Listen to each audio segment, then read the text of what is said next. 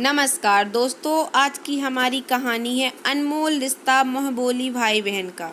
Facebook पर friend में नाम डाल कर कई बार सर्च किया, लेकिन साहिल का कोई पता न चला। पता नहीं फेसबुक पर उसका अकाउंट है भी कि नहीं। यह सोचकर मैंने लॉग आउट किया ही था कि स्मार्टफोन पर व्हाट्सएप की मैसेज ट्यून सुनाई दी। फ़ोन की स्क्रीन पर देखा तो जाना पहचाना चेहरा लगा। डबल क्लिक कर फोटो को बड़ा किया तो चेहरा देख दंग रह गई। फिर मेरी खुशी का ठिकाना न रहा। बिल्कुल वैसा ही लगता है साहिल जैसा पहले था। बात उन दिनों की है जब पापा ने सोचा कमरा किराए पर दे दिया जाए।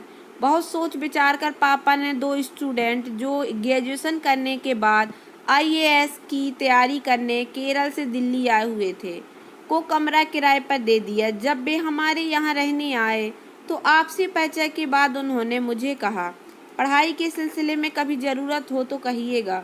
उनमें से एक, जिसका नाम साहिल था, अक्सर मुझसे बातचीत करने को उत्सुक रहता। कभी 10वीं की एनसीईआरटी की किताब मांगता तो कभी मेरे कोर्स की। मुझे उसका इस तरह किताबें मांगना बात करने का बहाना लगता। एक दिन जब वह किताबें मांगने आया तो मैंने उसे बुरी तरह डांट दिया। क्या करोगे 10वीं की किताब का? मुझे सब पता है, यह सब बहाने हैं लड़कियों से बात करने के। मुझसे मेलजोल बढ़ाने की कोशिश ना करो, आगे से मत आना किताब मांगने। उसने अपने पक्ष में बहुत दलीलें दी, लेकिन मैंने नकारते हुए सब खारिज कर दी। उस दिन मुझे स्कूल से ही अपनी फ्रेंड के घर जाना था। मैं मम्मी को बता दी गई थी, लेकिन जब घर आई तो जैसे सभी मुझे शक की निगाह से देखने लगे। बस्ता रखा ही था कि मम्मी पूछने लगी, आज तुम राजेश के साथ क्या कर रही थी? राजेश, मैं समझ गई कि यह आग साहिल की लगाई हुई है। मैंने जैसे तैसे मम्मी को समझाया, लेकिन साहिल ने बदला लेने उसी के रूम में चली गई। तुम होते कौन हो मेरे मामले में टांग अड़ाने वाले? मैं चाहे किसी के साथ जाऊं, घूमूं फिरूं, तुम्हें क्या? तुम किराएदार हो, किराया दो, चुपचाप रहो। आइंदा मेरे बारे में माँ से बात करने की कोई ज़रूरत नहीं, समझे? मैं साहिल को कहकर बाहर निकल गई। दरअसल राजेश मेरी कक्षा में पढ़ता था। अच्छी पर्सनालिटी होने के कारण सभी लड़कियां उससे दोस्ती करना चाहती थीं। मेरे दिल में भी उसके लिए प्यार था और मैं उसे चाहती थी। सो फ्रेंड के घर जाते समय उसी ने मुझे ड्रॉप किया था, लेकिन साहिल ने मुझे उसके साथ जाते हुए देख लिया था। थोड़ी देर बाद घूम कर आई तो साहिल मम्मी के पास बैठा दिखा। मुझे उसे देखते ही गुस्सा आ गया, लेकिन मेरे आते ही वह उठकर चला गया। बाद में मम्मी ने मुझे समझाया, साहिल ने मुझे उस लड़के के बारे में बताया है। वह लड़कियों से फ्लर्ट करता है। उसका तुम्हारे स्कूल की 11वीं में पढ़ने वाली वंदना से भी संबंध है। तुम उससे ज़्यादा दोस्ती ना बढ़ाओ तो ठीक है माँ, मैंने उसे कह दिया। लेकिन साहिल पर सवाल समझ नहीं आ रहा था तो मैंने साहिल से ही पूछा। उसने भी बिना हिचक मुझे समझा दिया, लेकिन ज्यों ही वह सुबह की बात छेड़ने लगा मैंने फिर डांट दिया। मेरी जासूसी करने की ज़रूरत नहीं। राजेश को मैं जानती हूँ, वह अच्छा लड़का है और बड़ी बात है कि मैं उसे चाहती हूँ। तुम अपने काम से काम रखो। कुछ दिन मैं स्कूल पहुँची तो हैरान रह गई। स्कूल में पुलिस आई हुई थी। पता चला कि राजेश और वंदना घर से भाग गए हैं। अभी तक उनका कुछ पता नहीं चला। पुलिस ने पूछताछ वाले लोगों में मेरा नाम भी लिख लिया। वह मुझे थाने आने को कहा। पापा दौरे पर गए हुए थे, सो मम्मी ने और कोई सहारा न देख साहिल से बात की। फिर ना चाहते हुए भी मैं साहिल के साथ थाने गई। वहाँ इंस्पेक्टर ने जो पूछा बता दिया। साहिल ने इंस्पेक्टर से मेरी तारीफ की, राजेश से सिर्फ क्लास फेलो होने का नाता बताया और ऐसे बात की जैसे बड़ा भाई मुझे बचा रहा हो। उसकी बातचीत से इम्प्रेस हो इंस्पेक्टर ने उसके केस से मेरा नाम भी हटा दिया। घर आए तो साहिल ने मुझे समझाया, ऐसे लड़कों से दूर ही रहो तो अच्छा है।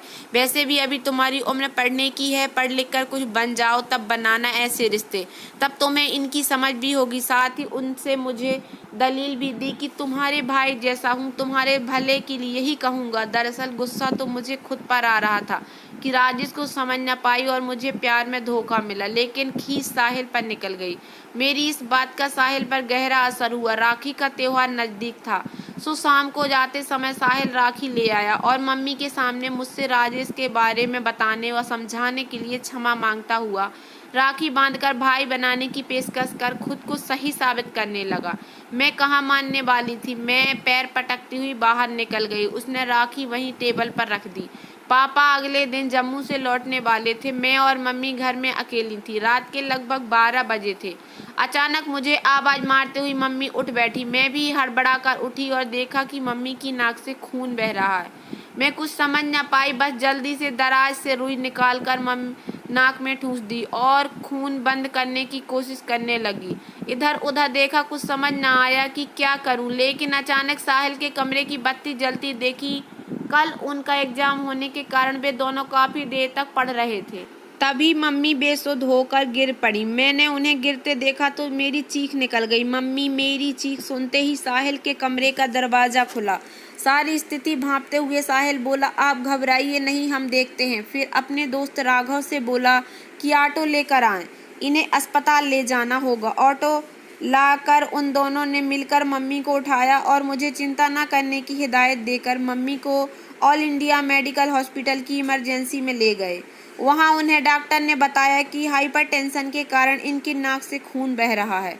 आप सही वक्त पर ले आए, ज़्यादा देर होने पर कुछ भी हो सकता था। फिर उन्हें 2 इंजेक्शन दिए गए और अधिक खून बहने के कारण खून चढ़वाने को कहा गया। साहिल ने ब्लड बैंक जाकर रक्तदान किया, तब जाकर मम्मी के लिए उनके ग्रुप का खून मिला। राघव ने ब्लड बैंक से खून लाकर मम्मी को चढ़वाया।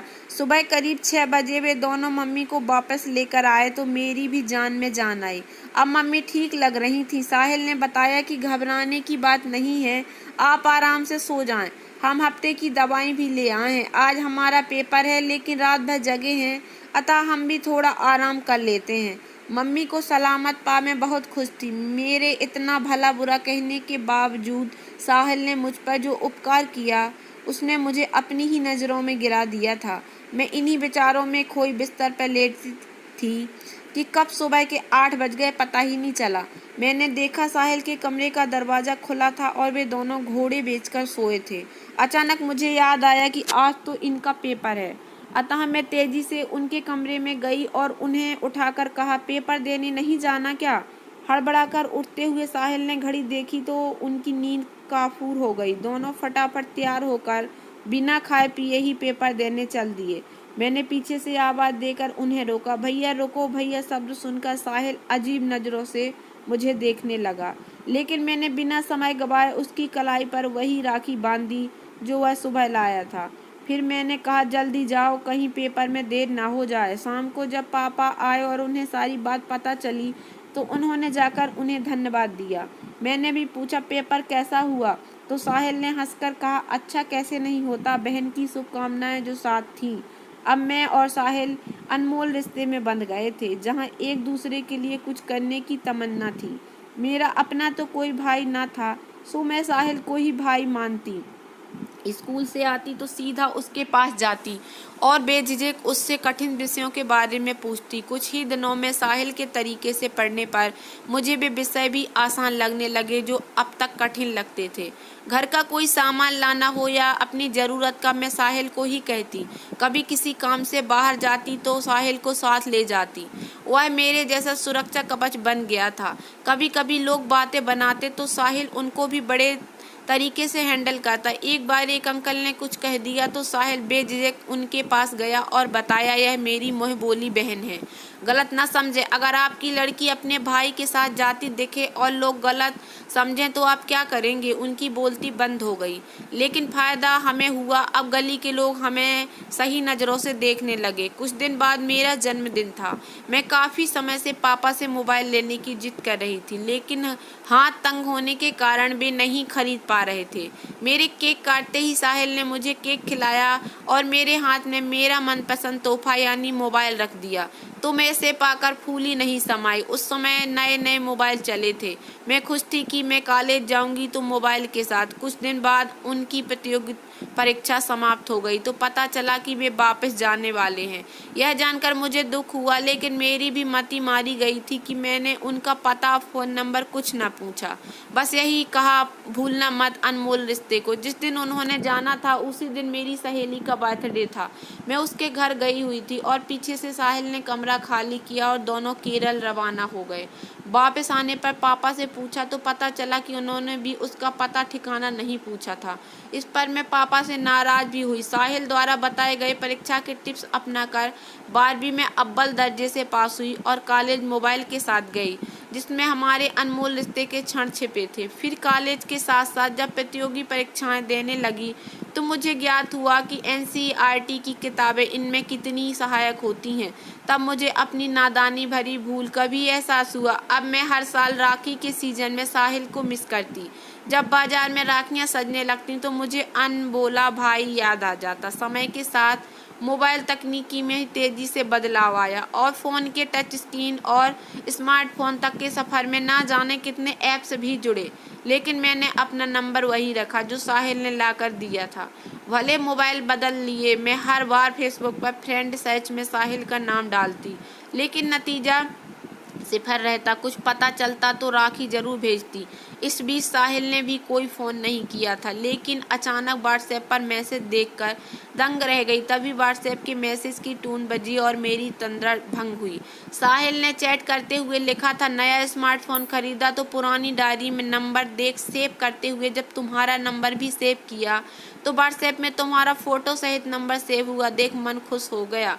फिर फटाफट व्हाट्सएप पर अपना परिचय दिया, तुम्हें मैं याद हूँ या ये भूल गई। साहिल के शब्दों से मेरी आंखें भर आईं। तुम्हें कैसे भूल सकती हूँ, निस्वार्थ रिश्ता। अगर तुम ना होते तो शायद उस दिन पता नहीं मम्मी के साथ क्या होता। मेरी किशोर अवस्था में भटके पाँव कौन रोकता। मैंने फट से मैसेज टाइप किया, राखी भेजनी है भैया, फटाफट अपना पता व्हाट्सएप करो। मिनटों में व्हाट्सएप पर ही पता आ गया और साथ ही पेटीएम के जरिए राखी का शगुन भी। साथ ही लिखा था, इन अनमोल रिश्ते को जिंदगी भर बनाए रखना। मैंने पढ़ा और अश्रुपूरित नेत्रों से बाजार में राखी पसंद करने चल दी।